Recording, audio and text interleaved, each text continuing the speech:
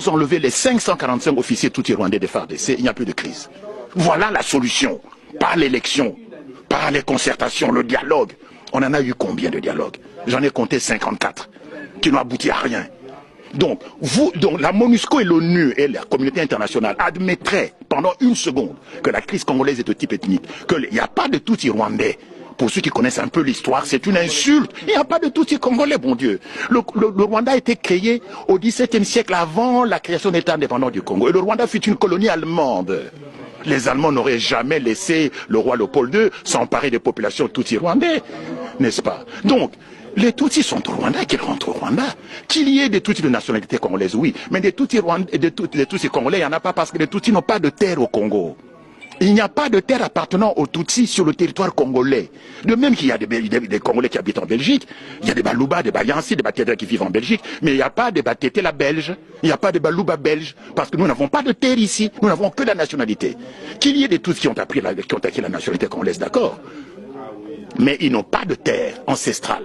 Nous avons la liste, qui se trouve ici d'ailleurs au musée de Tervuren, de toutes les ethnies bantoues qui ont cédé leur terre au roi Léopold II pour constituer l'État indépendant du Congo. Parce que l'État indépendant du Congo, l'EIC, contrairement aux autres pays africains, a été créé par fusion de terres, par addition de terres, appartenant à une quinzaine de royaumes et d'empires et à quelques centaines de communautés traditionnelles africaines bantoues. Alors que les autres États africains, les autres colonies africaines ont été créés par division. Nous, c'est par fusion, par addition des terres. Et quand vous regardez les gens dont on a additionné les terres, il n'y a pas de terre de Bami Tutsi rwandais. Il n'y en a pas.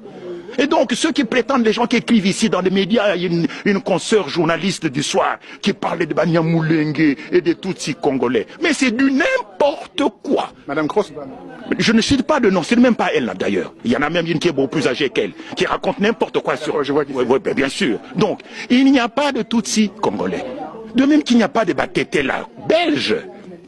Donc, la guerre du Congo vient du fait que les Tutsis veulent créer au Congo, au dépend du territoire congolais, un Tutsi-land, un foyer national Tutsi, où ils vivraient en population majoritaire, où ils seraient plus exposés à un risque de génocide. Et ce territoire, ils veulent le prendre où? Au Kivu. C'est pour ça que le Kivu n'a pas été impliqué dans la réforme administrative. Toutes les autres provinces ont été découpées, sauf le Kivu. Et puis on nomme qui? On nomme Azara Souroubé, un Tutsi rwandais, comme ministre de la décentralisation. Tiens. Mais ça se voit comme le nez au milieu de la figure. Il y a un plan rampant de balkanisation du Congo et de la création du Tutsi-land. Et ce qui s'est passé au Kivu, où on a massacré les chefs coutumiers, c'est ce à quoi on assiste aujourd'hui avec les Kamwena Sampo, c'est le même scénario. Donc la crise congolaise est de type ethnique. Et le reconnaître, ce n'est pas faire preuve de tribalisme, c'est en finir une bonne fois pour toutes avec le mensonge et l'hypocrisie. Qu'on admette qu'il n'y a pas de Tutsi congolais, que les Tutsis du Congo, et notamment ceux de l'armée en particulier, les 545 officiers, rentrent chez eux au Rwanda, et il n'y a plus de crise au Congo.